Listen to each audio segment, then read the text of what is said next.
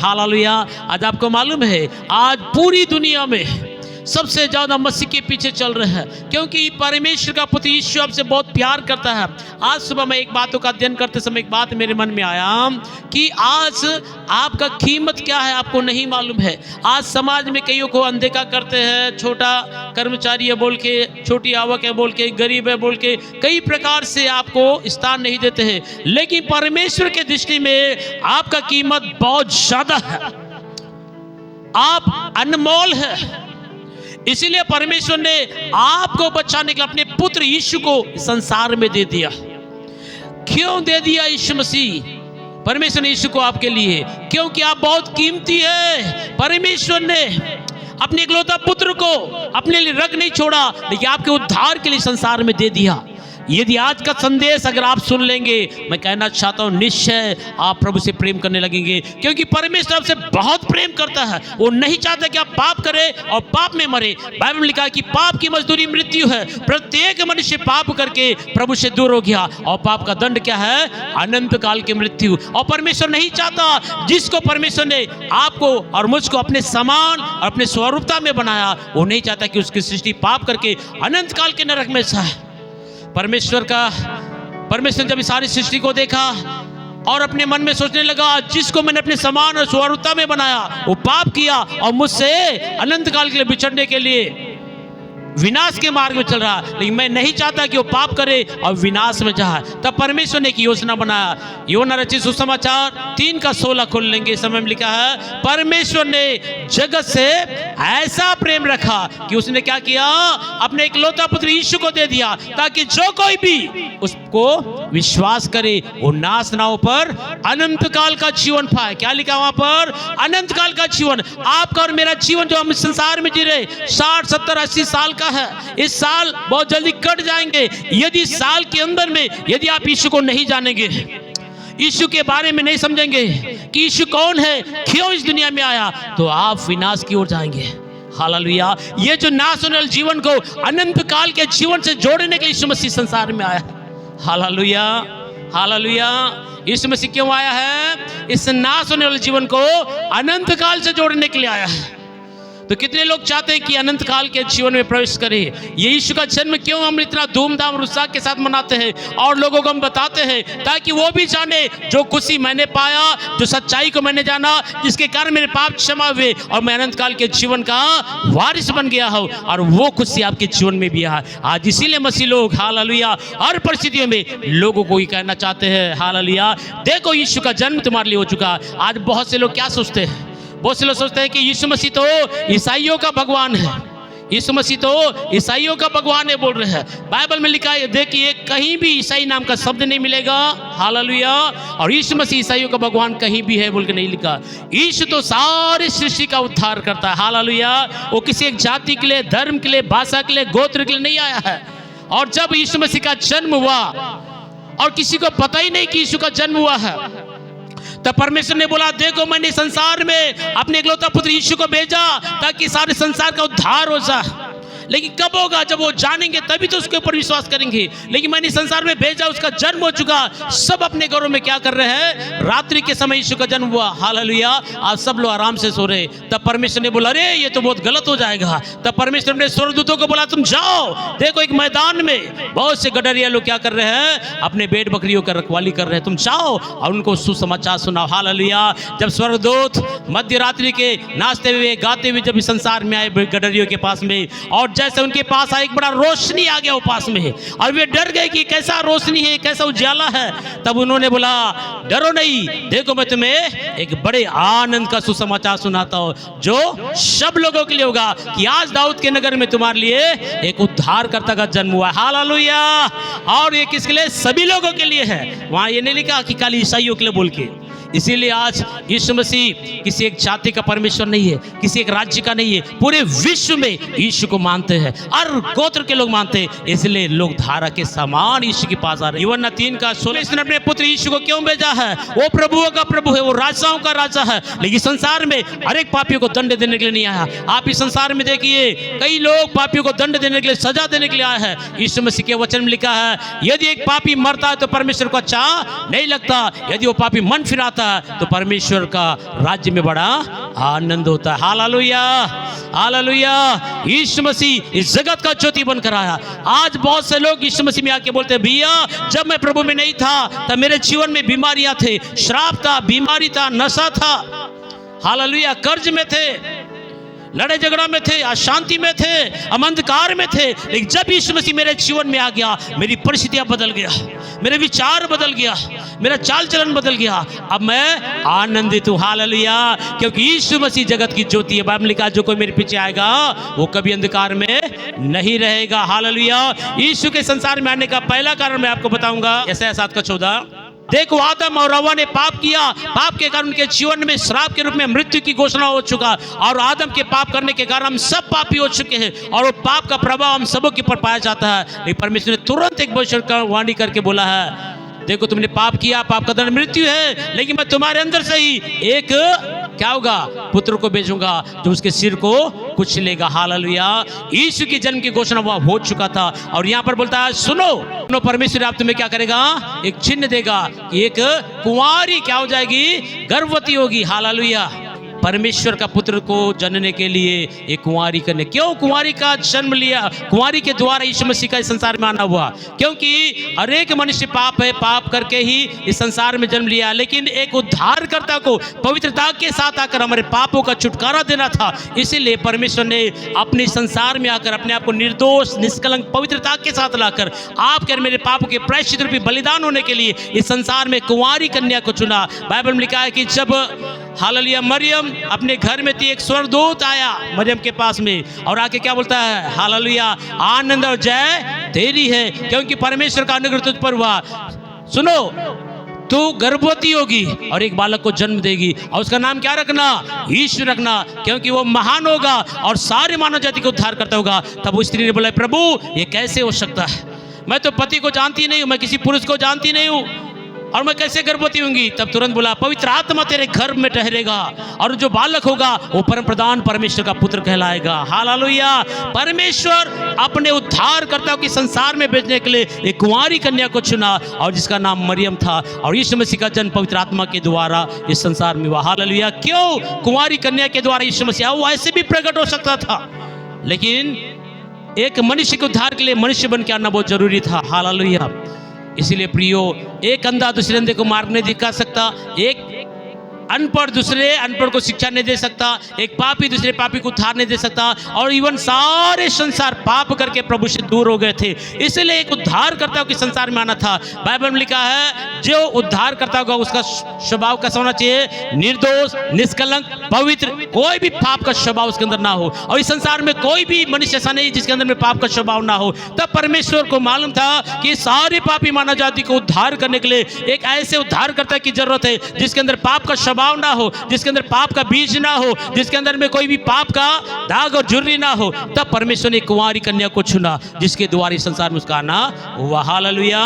और यीशु मसीह संसार में आने का कुंवारी से चुना। और एक बात है, उसको क्यों भेजा है बोले से, यशायाह 9:6 और 7, जो पाप है, हमारे पाप का प्रभुता उसके कंधों में होगा। हमें एक बालक दिया गया है और उसका कंधों में एक जिम्मेदारी होगा। क्या होगा उसका नाम, अद्भुत युक्ति करने वाला, एक ऐसा ईश्वर का बेटा का जन्म होने वाला, तो संपूर्ण मानव जाति को शैतान ने पाप में गिराकर उनके शरीर पर, आत्मा के ऊपर कब्जा किया, और पाप की मजदूरी मृत्यु है, सब मृत्यु की ओर जा रहे हैं। इस मृत्यु से छुड़ाने के लिए, पाप के बल को तोड़ने के लिए और मृत्यु को हराने के लिए एक ऐसे उद्धारकर्ता को भेजने वाला है। हालेलुया।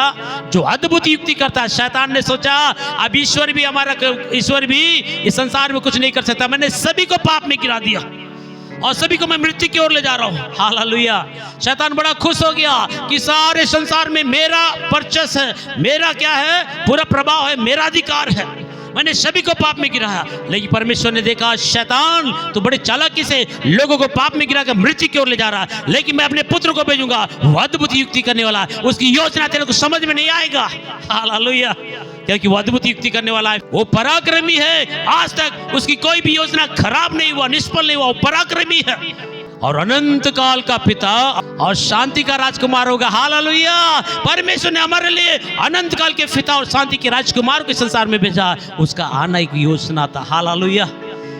आज इस क्रिसमस के उपलक्ष्य में आपसे कहना चाहता हूँ, यीशु का जन्म एक बड़े उद्देश्य के साथ हुआ है। आज मैं आपसे कहना चाहूंगा, बड़ी सावधानी के साथ सुनेंगे तो यीशु मसीह का कुंवारी से जन्म लेने के क्या कारण था।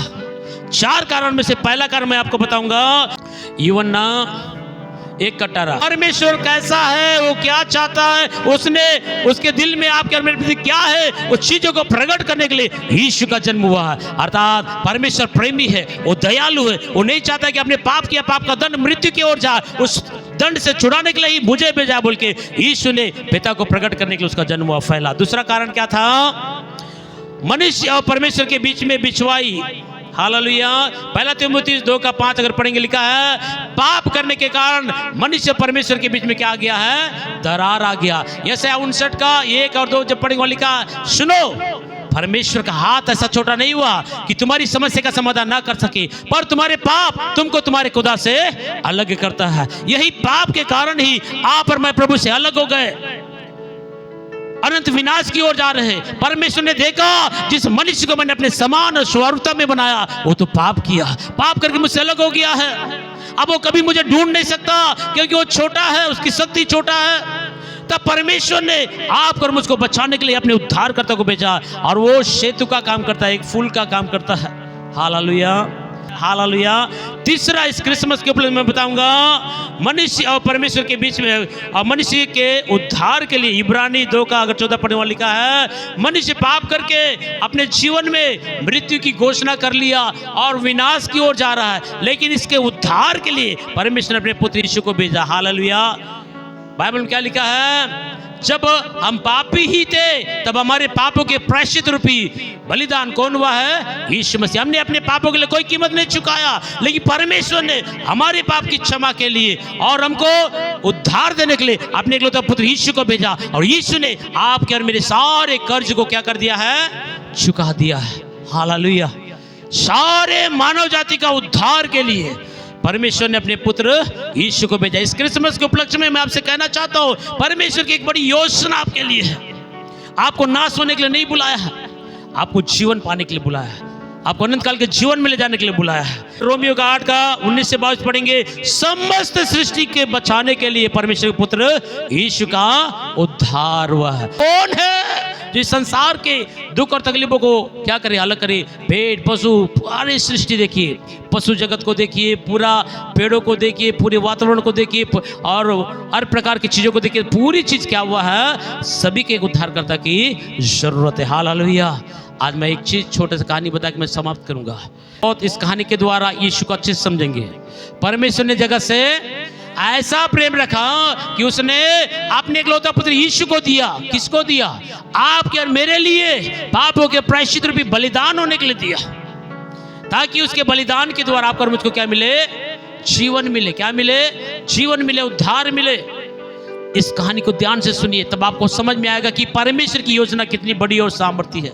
हालेलुया।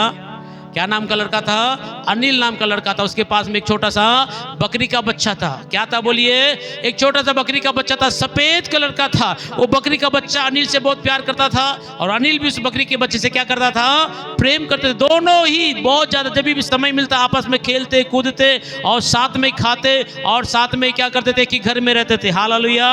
और एक दिन क्या हुआ, जब अनिल को स्कूल से छुट्टियां मिली, तब बोला कि जो बकरी का बच्चा मुझसे प्रेम करता है, मेरे साथ खाता है, मेरे साथ घूमता है, मेरे साथ ज्यादा समय व्यतीत करता है, अब मेरे पास इतना ज्यादा समय है कि मैं इसको किसी अच्छी हरियाली वादियों में ले जाऊंगा, किसी झरने के पास ले जाऊंगा, हरी हरी चराइयों को चराऊंगा, अच्छे जल से पिलाऊंगा, क्योंकि वो मेरी बात मानता है और मैं इससे प्रसन्न हूं। दोनों की मित्रता बहुत ज्यादा बढ़ चुका था। हालेलुया।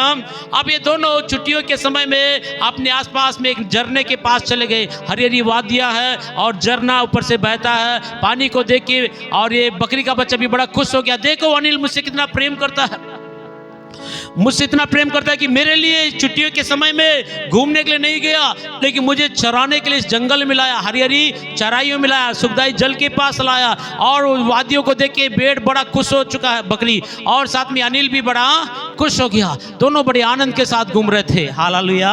और अनिल भी पहली बार उस वादियों में गया, और जब वो सारी वादियों को देख रहा, झरने उतर रहे हैं वहां से, हरे हरे पेड़ पौधे हैं, पहाड़ है, बहुत ही सुंदर एक जगह है। जब वो सारी चीजों को देख रहा था, देखते देखते उसने क्या देखा कि उसी पहाड़ों के बीच से एक ट्रेन का पटरी बिछा हुआ है। क्या है, एक ट्रेन का पटरी बिछा हुआ है और वहां क्या हुआ है, उस ट्रेन की पटरी को देखने के लिए, अरे बाप रे, इतने पहाड़ के बीचों बीच से एक ट्रेन का पटरी निकला हुआ, कितना अच्छा दृश्य होगा जब लोग ट्रेन में बैठते होंगे, इस झरने को देखते होंगे, इस पहाड़ों को देखते, इस वादियों को देखते हैं, क्या खुश हो जाते हैं, क्या बढ़िया दृश्य है बोल के खुश हो गया। और जब वो ट्रेन की पटरी को देखते देखते थोड़ा सा आगे गया तो क्या देखता है कि वहां पर ट्रेन की पटरी को किसी शत्रु ने उखाड़ दिया। तब उसके मन में सोचा, अरे ये तो जंगल में किसी ने ट्रेन की पटरी को काट दिया, मान लो अगर उसे ट्रेन आएगा या पटरी उखड़ा है अगर उसको तो पता नहीं होगा, जितने लोग उस ट्रेन में बैठे हैं उस सभी के लिए खतरा होगा। ट्रेन की पटरी के पास में और देखा कि वास्तव में ट्रेन का पटरी पूरा उकड़ चुका है, कितने लोग इस ट्रेन में यात्रा करते होंगे, वो अनजान है, किसी शत्रु ने जंगल में क्या कर दिया, उस पटरी को उखाड़ दिया। जब वो सोच ही रहा था, अचानक उसके कान में ट्रेन का आवाज आने लग गया। क्या आने लग गया बोलिए, उसके कान में ट्रेन का आवाज आने लग गया। अब जैसे ही उसका आवाज आने लगे और भी परेशान हो गए, एक ही ट्रेन का पटरी है, डबल भी नहीं है, एक ही है और उसको भी किसी शत्रु ने उखाड़ दिया। अब देखिए कितने लोग ट्रेन में बैठे होंगे, अपने परिवार से मिलने के लिए, रिश्तेदारों से मिलने के लिए, व्यापार करने के लिए, हालेलुया, लोग यात्रा कर रहे हैं, बड़े आनंद खुशी के साथ यात्रा कर रहे हैं, पर उनको नहीं मालूम है किसी ने जंगल में क्या कर दिया, उस पटरी को उखाड़ दिया। आज अगर यहाँ दुर्घटना हो तो सब के सब क्या हो जाएंगे, मर जाएंगे। जब वो सोचने लगा और धीरे धीरे धीरे धीरे धीरे धीरे ट्रेन का आवाज भारी होने लगा और ये ज्यादा परेशान हो गया। अब बोले मैं अब ऐसा क्या करूं कि इस ट्रेन को रोकूं। अब ये साइकिल तो नहीं है कि आत्मा रुक जाए, बाइक या बस तो नहीं है कि आत्मा को रुक जाए, तो ट्रेन है और वो भी जंगल में है। अब क्या करे, कैसा करे, समझ में नहीं आ रहा है। तब उसने अपने बकरी के बारे में सोचना बंद करके इस समस्या के समाधान के बारे में सोचते सोचते उसका धड़कन बढ़ने लगा, क्योंकि उसका आवाज, ट्रेन का आवाज भारी होते गया, उसका धड़कन का आवाज बढ़ने लगा बढ़ने लगा बढ़ने लगा। तब उसने क्या किया मालूम है, बोला कि मैं क्या करूं, कुछ समझ में नहीं आ रहा, और ट्रेन बड़ी रफ्तार के साथ वो मृत्यु की ओर जा रहा है। तब उसने देखा कि बकरी कहाँ गया, वो बड़े मजे से हरी हरी घास को चर रहा है और बढ़िया झरने के पास में पानी पी रहा है। देख क्या बोला, ये चांदनी, बकरी का नाम क्या रखा था, चांदनी। बोले ये चांदनी, तुरंत वो खाना छोड़ा रही, अनिल बुला रहा है, हो सकता है कि छुट्टी का टाइम हो गया, चलो हम साथ में घर जाना है। तो वो हरी हरी घास को चरने का छोड़ के दौड़ किसके पास आया, किसके पास आया, अनिल के पास आया। चांदनी नाम का बकरी का बच्चा अनिल पर दौड़ के आया। तब अनिल ने क्या किया मालूम है, एक बड़ा भारी पत्थर उठाया और उसके सिर को मारने लगा और मारने लगा। बोला कि क्यों मार रहा है, पागल तो नहीं हो गया, अरे मैंने इसका क्या बिगाड़ा, एक आवाज मारा कि आ जाओ, तो मैं तुरंत हरी हरी घास को छोड़कर मैं दौड़ के आया, पर ये क्यों मुझे मार रहा है, समझ में नहीं आया। फिर भी वो बकरी म्या म्या म्या बोल के रो रहा, फिर भी पत्थर के से मार रहा, चोट के पर चोट मार रहा, उसका सिर फट गया, कोना कोन हो गया। फिर बोला अरे ये कैसा दुष्ट बन गया है, आज तक मैंने इसके बातों को नहीं काटा, जो बोला उस बातों को माना, लेकिन क्यों मार रहा उसको समझ में नहीं आया। और आखिरी में वो क्या हुआ, बकरी का बच्चा तड़प तड़प के मर गया। मरने के बाद उसने क्या किया, तुरंत अपना सफेद शर्ट को निकाला, खून में डुबोया और एक झंडा बना के तुरंत गया जंगल में और वहां खड़ी कर दिया और दिखाया कि यहाँ आगे खतरा है। लाल झंडा बना के वहां रुका। तब वो ट्रेन चलाने वाले ने देखा, दूर से देखा कि अरे इस पटरी में किसी ने लाल झंडे को रखा है, अर्थात आगे कोई खतरा है। अगर मैं इस बात को अनदेखा करूंगा, मैं भी जाऊंगा, मेरे साथ बैठे हुए सारे लोग जाएंगे। उसने देखा कि आगे लाल झंडा है, खतरे का निशान है। तब ट्रेन चलाने वाले ने क्या किया मालूम है, गाड़ी को रोक दिया। रोकने के बाद क्या देखता है, उस जंगल में एक छोटा सा लड़का है और इसी ने, ए बच्चे ये क्या कर रहा है, क्यों यहाँ रुका, इस जंगल में तुझे मालूम है इसका दंड तुझे मिल सकता है।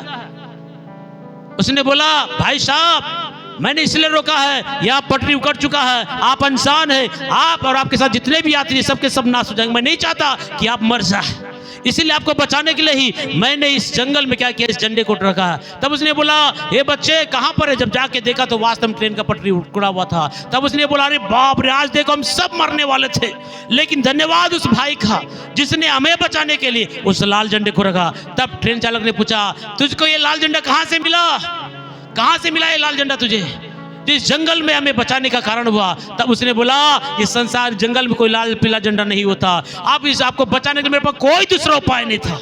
तब उसने क्या बोला है, मैं जिसे बहुत प्रेम करता हूँ, मेरे पास इकलौता एक बकरी का बच्चा था, मैंने उसे बहुत मारा और उसको क्या कर दिया, सिर को फाड़ दिया और वो मर गया। उसके खून से झंडा बना के मैंने यहाँ पर इस प्रकार का रेड का निशान लगा कि डेंजर निशान, सावधान हो जाइए।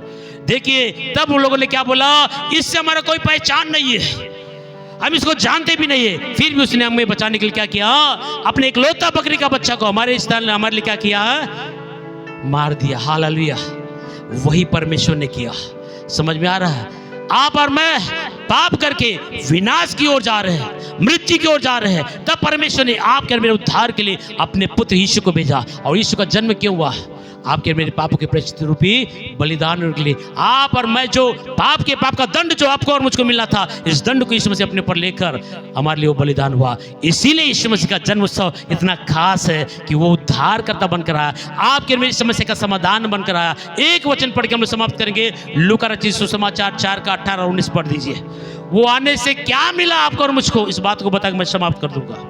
वह 4 भाग यहाँ लिखा है। पहला है, यीशु क्यों आया? बोलिए, पिता ने मेरा अभिषेक इसलिए किया कि जो लोग प्रभु को नहीं जानते हैं उनको सुसमाचार सुनाओ कि परमेश्वर प्रेमी है और आपसे बहुत प्यार करता है और आपको बचाने के लिए मुझे भेजा है, ताकि सुसमाचार के द्वारा आप सच्चाई को जानो और मन फिराओ और जीवन में प्रवेश करो। ताली बजाकर प्रभु को धन्यवाद दे। हालेलुया। पहला, अंधों को आंखें देने के लिए। आज शारीरिक आंख बहुत अच्छे हैं, लेकिन आत्मिक अंधे हैं हम लोग। हमको सही और गलत का चुनाव नहीं मालूम है, इसलिए हम लोग गलत मार्ग में चल रहे हैं। अंधों को आंखें देने के लिए शारीरिक आंखों को भी दिया यीशु मसीह, जन्म के अंधों को भी चलाया, आत्मिक अंधों को भी उसने सही शिक्षा दिया। हाय तुम पर शास्त्रीय और फरीसियों, किसको बोलता है? शास्त्रीय और फरीसी, जिसके पास बाइबल ज्ञान है लेकिन वो आत्मिक रूप में क्या है? अंधे है, सच्चाई को नहीं जान रहे थे। उनको फटकार मारा, तुम चुनी पेरी हुई कब्र के समान हो, ऊपर से तो अच्छा दिख रहे पर अंदर से गंदगी है, बदबू है, शरास है, सावधान हो जाओ, बदल जाओ। तीसरा क्या था?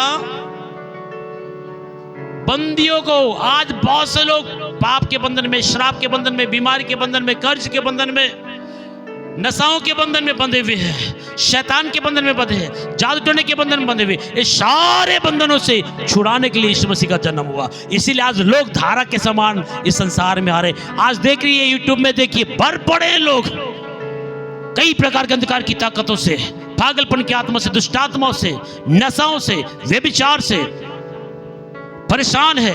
ऐसे लोगों को छुड़ाने के लिए यीशु मसीह है। और लास्ट में चौथा क्या है? कुचले हुए लोग। यहाँ तो इतना दबे हैं लोग जिनकी कोई पूछ करने वाला नहीं है। आज बहुत से लोग बोलते हैं ईसाई लोग बहुत धर्मांतरण करते, धर्म नहीं करते। हमारे यीशु मसीह में लिखा धर्म परिवर्तन का बारे में बाइबल लिखा ही नहीं है। ये मन परिवर्तन, हमारा मन पाप में, बुराई में, नशा में, बुरी संगति में, व्यभिचार में, चोरी में, परिस्थिति गमन में, ऐसे ऐसे गंदे मार्गों में हमारा विचार था। यीशु मसीह बोलता मन फिराओ, पश्चाताप करो, स्वर्ग जाओगे। स्वर्ग जाने के लिए आप हिंदू अगर ईसाई लिखोगे तो कोई स्वर्ग में नहीं जाएगा। आज मैं पास्टर, अगर मेरा बेटा भी पास्टर का बेटा हूं, बोले स्वर्ग नहीं जाएगा जब तक वो प्रभु के पास अगर अपने पापों को नहीं मानेगा, पश्चाताप नहीं करेगा, मेरा बेटा भी स्वर्ग नहीं जाएगा। और मेरे बेटे को स्वर्ग जाना है तो खुद यीशु को जानना पड़ेगा, उद्धारकर्ता को पहचानना पड़ेगा। यीशु कौन है? मैंने जाना, मैंने अपना जीवन दिया, मेरा उद्धार हो गया। लेकिन मेरे बेटे को अगर स्वर्ग जाना है तो उसको खुद मेहनत करना पड़ेगा, उसको खुद जानना पड़ेगा कि यीशु कौन है। हालेलुया। कुचले वो को छुड़ाने के लिए आया है। आज बहुत से लोग कुचले हैं, शैतान के द्वारा, परिस्थिति के द्वारा, समस्या के द्वारा।